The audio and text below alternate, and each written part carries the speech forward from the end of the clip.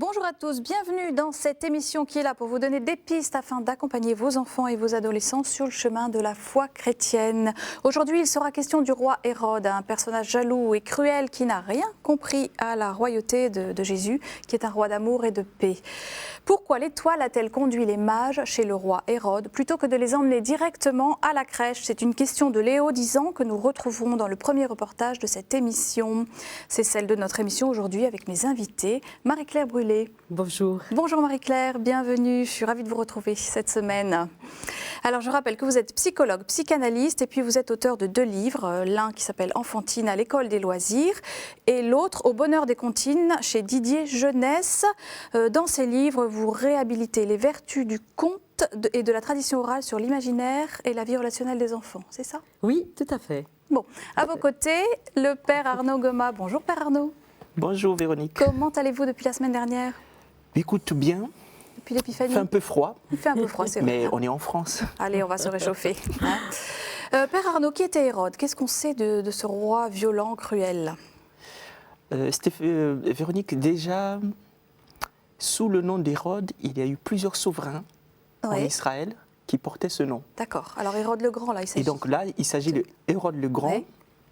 On sait qu'il est élu par le Sénat romain en 37 avant Jésus-Christ, que c'était quelqu'un de très cruel, violent, vous l'avez dit.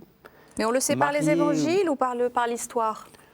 On le sait un peu par l'histoire, mais aussi l'évangile en parle. Il y a eu beaucoup de massacres, mais aussi beaucoup des travaux de construction. Par exemple, le temple de Jérusalem a été rebâti par Hérode, mais aussi un être cruel. Hein. Par exemple, il y a un Flavius Joseph, qui était un écrivain juif, nous rapporte beaucoup des faits très, très terrifiants sur Hérode. Il a, sous la dizaine de femmes qu'il avait, il a dû en massacrer 3 ou 4, ses propres enfants, et aussi des membres de sa famille. C'était une personnalité que je ne vous souhaite pas de rencontrer sur votre chemin. Hérode et le mal vont bien ensemble. Pourquoi l'étoile filante a-t-elle conduit les mages chez Hérode? C'est la question de notre émission et celle que Philippe a posée à des enfants de 10 ans. Regardez. Pourquoi Dieu a-t-il choisi le signe de l'étoile pour se manifester aux mages? Une étoile, ça brille et que quand ça brille, quand on voit une lumière que ça brille, ça nous emmène sur le chemin de la paix et que quand les rois mages ils ont vu cette étoile, ils se sont dit que ça venait de Dieu, de l'Esprit Saint. Dieu a choisi l'étoile une étoile car une étoile filante c'est très très très rare. Et c'est pareil, c'est très rare quand un sauveur vient de naître. Donc et en plus il voulait que les rois mages soient comme des évêques, annoncent la bonne nouvelle à tout le monde, le sauveur est arrivé. Pourquoi les mages ont-ils suivi l'étoile? Les mages, ils ont suivi l'étoile parce qu'ils ont la foi en Dieu. Les mages, ils cherchaient le Messie pour celui qui allait sauver l'humanité, celui qui allait apporter la foi dans chaque pays, dans chaque continent. Les mages cherchaient Jésus-Christ parce qu'ils savaient qu'un jour, le mal allait pouvoir être canalisé grâce à Jésus et que le bien pouvait enfin réapparaître et il y avait un espoir de vie. Qui était Hérode? Déjà, Hérode, c'était le roi d'Israël et il voulait pas perdre sa place de roi. Hérode n'aimait pas Dieu et Hérode savait que Jésus allait prendre sa place. Hérode, il est parti envoyer son armée, tuer tous les nourrissons, mais il n'a pas réussi à tuer Jésus parce que comme sa famille, ils sont partis. Comme Jésus était le Messie, rien ne pouvait l'empêcher d'accomplir sa mission. Donc ce n'est pas le mal qui va vaincre Jésus, même aujourd'hui. Quelles sont vos grandes questions? Je veux savoir pourquoi Jésus a choisi l'étoile du berger. Je voudrais savoir pourquoi les rois mages sont allés voir Hérode à la place d'aller voir directement Jésus. Pourquoi Hérode était amplifié de haine à l'idée que Jésus allait prendre sa place, alors que lui-même savait que Jésus ne voudrait pas prendre sa place, vu que sa mission est de nous sauver nous et pas de régner. Merci les enfants de votre participation à cette émission. Marie-Claire, il est question du mal dans la série des questions des enfants, notamment celle de Léo. Est-ce que les enfants sont naturellement théologiens ? Je dirais peut-être dans un premier temps que les enfants sont naturellement philosophes. C'est la question des pourquoi quand ils sont petits, mais c'est aussi toutes les questions qui touchent aux origines de la vie, à la fin, après la vie. À comment le monde a été créé. Et je pense qu'un enfant qui vit dans une famille où les questions autour de la foi sont vécues est naturellement théologien. Oui. Et parce qu'il trouve la réponse dans la foi chrétienne à ces questions philosophiques. Oui. C'est ça que vous voulez dire, hein ? Oui. Ce sont essentiellement des questions qui tournent autour du sens de la vie. Jusqu'à quel âge ? Alors, le sens de la vie, je crois que tout âge peut être habité par le sens de la vie, mais tout ce qui touche aux origines et à la fin touche peut-être aux plus jeunes quand même. D'accord, jusqu'à 7 ans. Voilà, 7-8 ans. D'accord. Oui. Comment on répond à une question d'enfant de cet ordre-là ? C'est pas facile, parce que nous aussi on se les pose, ces questions-là. Je pense que l'essentiel, face à des questions qui touchent au mal, par exemple, ou à des questions très philosophiques dont on n'a pas une réponse bien claire, c'est de répondre d'abord en sa propre personne, en disant vraiment « je ». En pouvant dire aussi que là, tu vois, je ne sais pas bien, mais je vais y réfléchir. Parce que je pense que l'enfant peut ainsi comprendre que la vérité, ça se cherche, qu'elle n'est pas donnée une fois pour toutes, qu'elle grandit parce qu'on la recherche. Et que son père ou sa mère, par exemple, sont porteurs eux aussi de questions qui vont l'aider, lui, l'enfant, à grandir et à aller vers la connaissance. Autrement dit, le parent ou l'éducateur à se situer plus en témoin plutôt qu'en professeur qui donne un savoir. C'est ça que vous êtes en train de nous dire. Hein ? Oui, il y a des savoirs qu'on peut transmettre, c'est évident. Mais je pense que l'enfant est surtout touché par ce à quoi la recherche, l'hésitation, le doute. Voilà. Oui. Père Arnaud, pour Hérode, qui était l'enfant Jésus ? Je pense que Hérode est aveuglé par son pouvoir. Et il ne sait pas exactement qui est l'enfant Jésus. Est-ce qu'il avait connaissance des Écritures et des prophètes qui annonçaient un Messie ? Est-ce qu'il faisait partie du peuple juif, Hérode ? Il faisait partie, puisqu'il était roi d'Israël. Il était dans sa cour. On voit bien son réflexe. Mais en même temps, on ne peut pas dire qu'il était vraiment imprégné. Je ne peux pas dire qu'Hérode était un expert. Parce que quel est son premier geste ? C'est de faire venir les grands prêtres et les chefs des scribes pour leur dire d'où. Donc on sent bien que, on peut dire, c'était quelqu'un qui connaissait les Écritures, mais pas de manière profonde. Mais sur l'identité même de Jésus, je pense que cette peur qui rejoint Hérode prouve qu'il ne savait pas exactement de quelle royauté dont on parlait lorsqu'on parlait du roi des Juifs, Jésus. Et est-ce que les scribes et les prophètes l'ont éclairé ? Apparemment non, ou en tout cas il n'a pas voulu voir.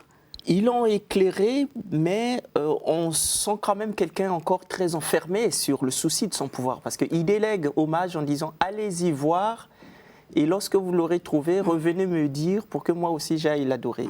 On sait bien que Hérode est un grand menteur, puisque ses gestes par après, ce n'est pas du tout de l'adoration qu'il va s'agir. Il va s'agir d'aller massacrer du monde. Donc, Hérode est un fin politicien, mais plutôt dictateur dans le mauvais sens. Il est question d'une étoile qui conduit donc les mages chez Hérode. Quelle est la valeur symbolique de cette étoile dans la tête des enfants ? Parce que là, ils disent beaucoup de choses. Une étoile qui brille, c'est que derrière il y a Dieu, il y a le bien. Oui. Bon. L'étoile, à la fois elle brille, elle nous envoie sa lumière, donc il y a un lien entre nous et l'étoile, et en même temps elle est inaccessible. Elle appartient à l'immensité, à l'infini. Et je pense qu'elle fait toucher là aussi à quelque chose qui nous dépasse, qui est peut-être le divin, enfin, voilà, quelque chose qui n'est plus du tout le propre de l'humain. Mais est-ce que suivre une étoile, c'est pas un peu de l'idolâtrie ? Ça peut être de l'idolâtrie, tout est fonction de la finalité. Vers quoi ça mène ? En tout cas, ici, dans la Bible, on voit que l'étoile n'a pas comme fin de conduire à une autre étoile, mais à conduire à Dieu, à conduire à l'adoration, à la prière. Donc, si un élément de la nature, de la création, nous aide à accéder à Dieu, on n'est pas dans le registre de l'idolâtrie. On parle de l'idole lorsque c'est une chose finie de la vie, de la création, qu'on prend pour Dieu, c'est-à-dire qu'on déifie. Mais ici, l'étoile, et je ne sais même pas si c'était une étoile, parce qu'il y a des... On ne sait pas. On ne sait pas vraiment si c'est une étoile ordinaire, parce qu'on sent quand même que c'est une étoile particulière. Les enfants parlent de l'étoile du berger, mais c'est une tradition. Je crois. C'est une tradition, et on peut se baser même sur les pères de l'Église qui nous disent que c'est peut-être une lumière, c'est peut-être parce que lorsqu'on décrit cette étoile, il y a beaucoup de choses qui différencient d'une étoile ordinaire. Ce n'est pas la nuit, une étoile qui guide pendant le jour. Allez-y, cherchez, on trouvez, donnez-moi l'adresse. C'est une étoile qui vient s'arrêter sur un endroit bien précis. Alors, ça veut dire que c'est vraiment une étoile. On n'a jamais vu ça. Et on n'a jamais vu ça. Qui vient du pays des Perses, qui traverse Israël du nord au sud, alors qu'en général, c'est de l'Orient à l'Occident que se baladent les étoiles. Et une étoile qui disparaît, qui réapparaît. Donc, on voit quand même que c'est peut-être une puissance lumineuse, oui, moi je dirais ça, qui conduit les bergers. Et en tout cas, les mages. Qui conduit Les mages. Qui a mis en route les mages. Alors, voici un reportage qui nous raconte la visite des mages à Hérode et l'opposition radicale entre la royauté d'Hérode et celle de Jésus. Regardez.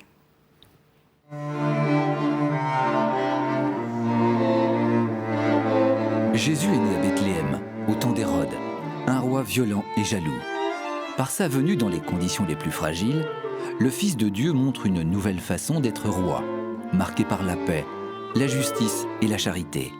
Une royauté radicalement opposée à celle d'Hérode. Dans son évangile, saint Matthieu dénonce clairement la royauté d'Hérode et montre que, dès le début de sa vie, Jésus, confronté avec les forces du mal, est un roi sauveur qui vient détrôner les sources de mort pour faire naître un royaume de paix. Matthieu raconte en effet que des mages venus d'Orient arrivent à Jérusalem et demandent « Où est le roi des Juifs qui vient de naître ? Nous avons vu se lever son étoile et nous sommes venus lui rendre hommage. » En apprenant cela, le roi Hérode est troublé. Il réunit tous les chefs des prêtres et les scribes d'Israël pour connaître le lieu de naissance du Messie. Alors ceux-ci lui répondent « À Bethléem, car il est écrit que de ce chef-lieu de Judée sortira un chef, qui sera le berger d'Israël, mon peuple. » Hérode convoque les mages en secret et les envoie à Bethléem en leur disant « Allez vous renseigner avec précision sur l'enfant, et quand vous l'aurez trouvé, avertissez-moi pour que j'aille moi aussi lui rendre hommage. » Sur ces paroles, ils partent. L'étoile les précède et s'arrête au-dessus du lieu où se trouve l'enfant. Les mages éprouvent une très grande joie et devant Jésus, ils se prosternent. Puis, avertis en songe de ne pas retourner chez Hérode, ils comprennent que ce roi cruel en veut à la vie de Jésus et regagnent leur pays par un autre chemin. Ils ont choisi leur roi. Après le départ des mages, l'ange du Seigneur apparaît en songe à Joseph et lui dit « Lève-toi, prends l'enfant et sa mère et fuis en Égypte, car Hérode va rechercher l'enfant pour le faire périr. » Dans la nuit, Joseph prend l'enfant et sa mère et se retire en Égypte jusqu'à la mort d'Hérode. Hérode, voyant que les mages l'ont trompé, entre dans une violente fureur. Il envoie tuer tous les enfants de moins de 2 ans à Bethléem et dans toute la région. C'est ainsi que s'accomplit la prophétie de Jérémie. Un cri s'élève dans Rama, des pleurs et une longue plainte. C'est Rachel qui pleure ses enfants et ne veut pas qu'on la console, car ils ne sont plus. Rachel entend également la consolation de son Seigneur. Ne pleure plus. De fait, après la mort d'Hérode, Joseph prend l'enfant et sa mère et rentre en Judée. 30 ans plus tard, Jésus affronte définitivement le mal et la mort jusqu'au bout, pour nous sauver du péché, pour nous montrer jusqu'où va la violence, mais surtout jusqu'où va l'amour. Désormais, l'Esprit Saint est donné pour que chacun soit capable d'affronter le mal et de choisir la paix.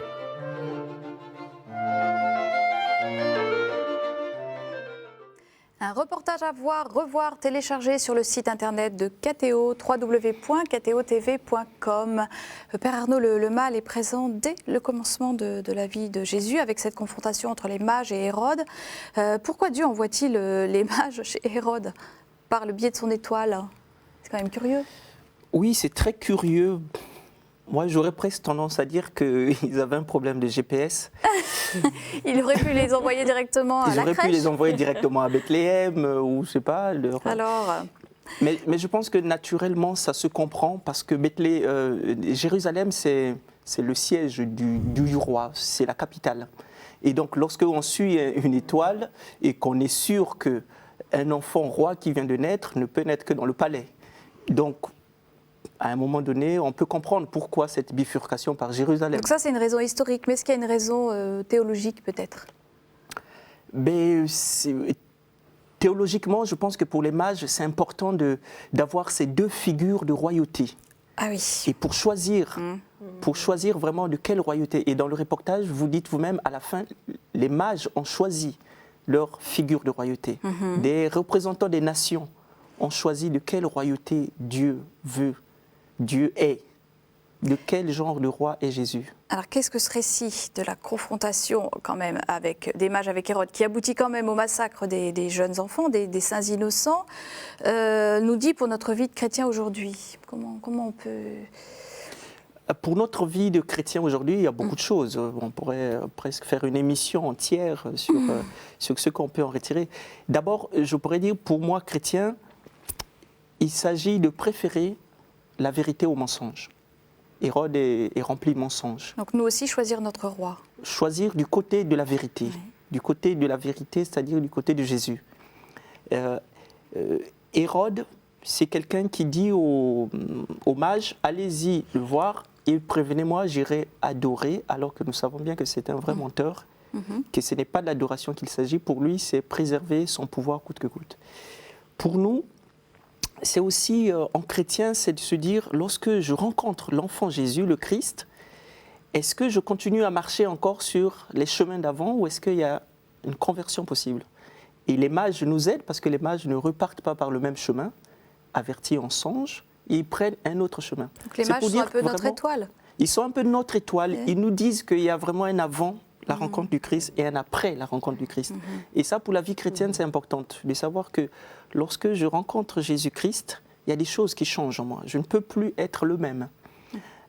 Les mages nous posent aussi la question de savoir comment moi, aujourd'hui, je reçois Jésus. Comment je reçois le Christ.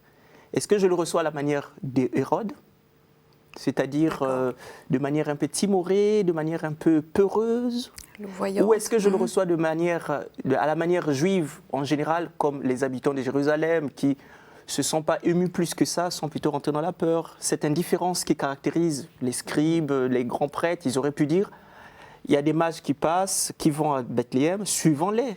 On voit que tout Jérusalem, personne ne bouge.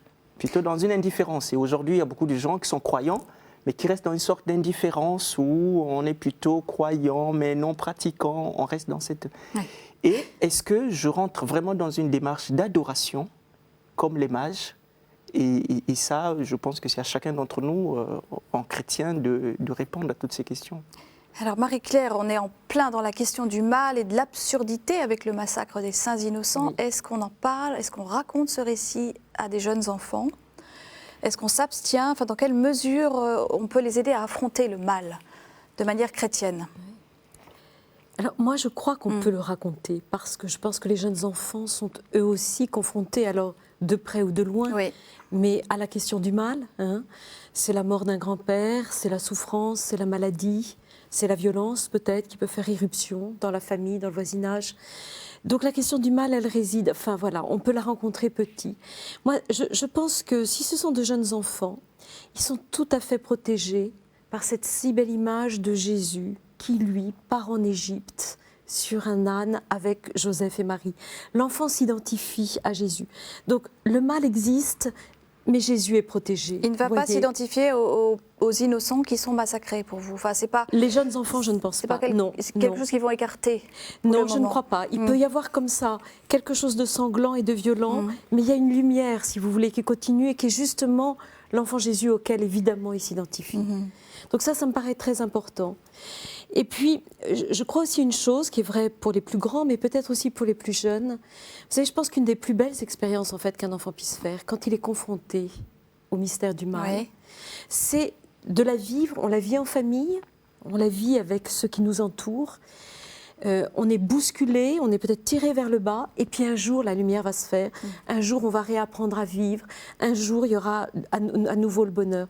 Et je pense que cette traversée de la mort pour aller vers une naissance à nouveau, c'est quelque chose qui est fondateur pour l'enfant. Il ne l'oubliera pas, ça. Finalement, le travail des parents, des éducateurs, c'est de leur montrer la lumière plus forte que ce mal. Oui, hein. oui. Et je crois que de tout malheur, il surgit aussi une vie, vous voyez. Et c'est cela que l'enfant doit expérimenter. Il a la chance de l'expérimenter en famille, avec ceux... Mais c'est une force pour la vie. Pour la vie, oui. Oui. Père Arnaud. Je voulais rajouter, la vie évolue avec la mort. La vie va avec la mort.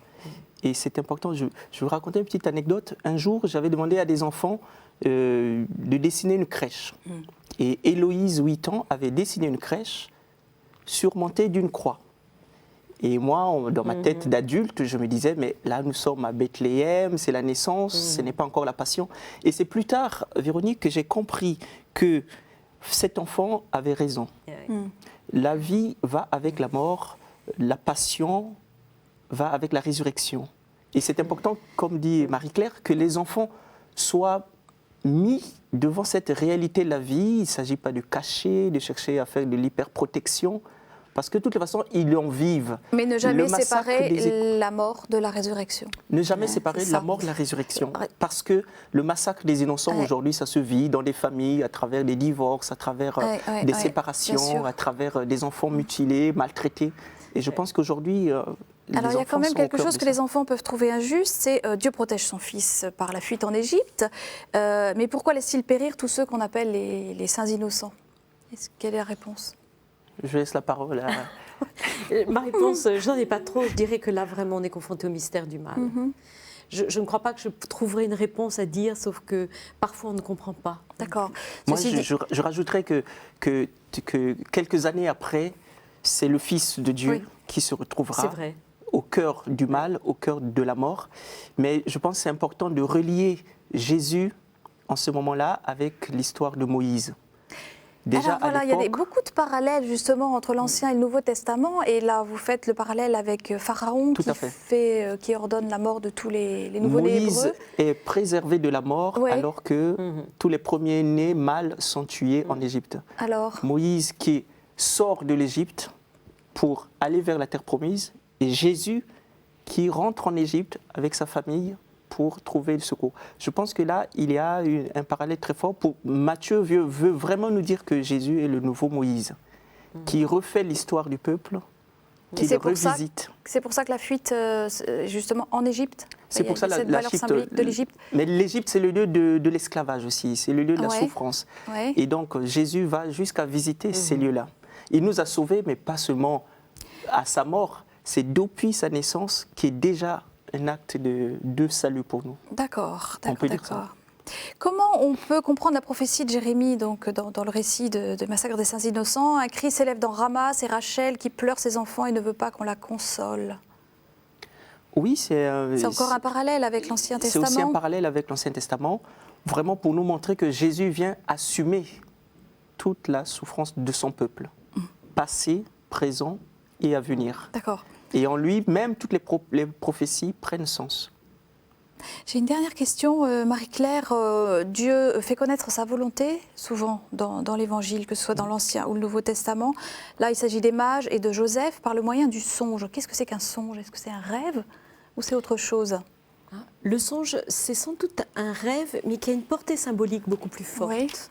Celui qui sort d'un songe, c'est qui ne sort pas d'un rêve, d'une certaine façon. C'est-à-dire quelque chose qui donne tout d'un coup du sens, peut-être, à un épisode de sa vie, ou qui éclaire ce qu'il est amené à vivre. C'est un petit peu, je dirais, comme un signe, vous savez. Pour les autres, ça n'a aucune valeur, mais pour celui qui le vit, il en sent toute la portée profonde. Ça existe en vrai, alors? Ça peut exister en vrai. Oui. Dans les songes dans la Bible? Il y a le songe de Joseph. Et c'est un moyen que Dieu utilise souvent pour parler à son peuple. Parce que finalement, dans le sommeil ou dans le demi-sommeil, je ne sais pas très bien, on est peut-être plus disposé à entendre Dieu? On est plus disposé, on est plus relâché. Peut-être qu'on n'est pas pris dans tout le divertissement de la vie courante. Et Moi, je pense vraiment que lorsque je me réveille, il y a certains rêves, il y a certains songes qui me viennent directement de Dieu. Merci à tous les deux. Merci. Vous avez un petit Au mot revoir. peut-être de conclusion? Je pensais juste à Joseph, effectivement, qui est aussi... Ce qui me frappe toujours, c'est qu'il avait pris sa décision et que le songe lui permet de revenir sur quelque chose qui était pourtant déjà clair pour lui. Je trouve que c'est aussi plein d'enseignements. Merci beaucoup à tous les deux. Vous pouvez revoir cette émission en vous rendant sur le site internet de KTO, www.ktotv.com. La semaine prochaine, ce sera une question d'adolescent à laquelle nous nous attaquerons. Pourquoi c'est si compliqué, la religion? En attendant, bonne semaine à tous. Au revoir.